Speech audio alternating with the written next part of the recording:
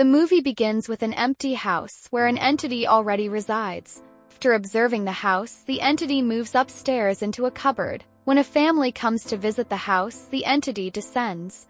A woman named Rebecca arrives with her family to inspect the house. She likes it despite it being over her budget. She decides to buy it because it is close to her son Tyler's school. Tyler is a professional swimmer, and Rebecca wants him to play at the national level. She doesn't want anything to interfere with his training. However, Rebecca's husband is unhappy with her decision. He believes their daughter, Chloe, is not ready for such a big change, especially since she is still grieving the recent death of her friend. Chloe has been unable to move on from the trauma, but Rebecca seems indifferent to her daughter's feelings. As Rebecca and her husband discuss the matter, the entity listens in on their conversation. When it realizes that Chloe is emotionally vulnerable, it starts following her. At one point, Rebecca notices an old mirror, which the house owner tells her is nearly 100 years old. Meanwhile, Chloe explores a room in the house and feels as if someone is watching her from the cupboard. The scene cuts to later, when painting work has started in the house. Many workers have already quit because they sense a strange presence in the building.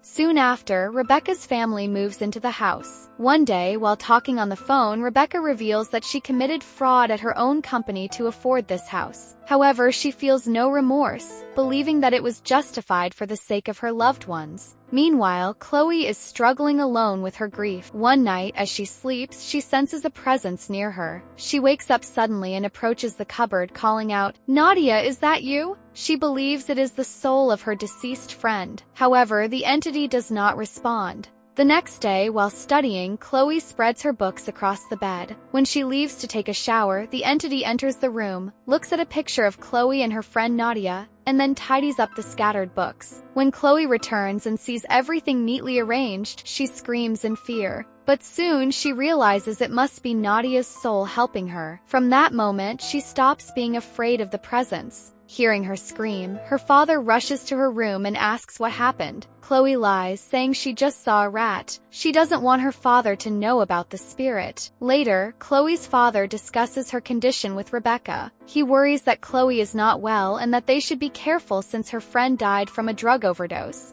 Recently, another girl was also murdered in the city. However, Rebecca dismisses his concerns, saying he is overthinking.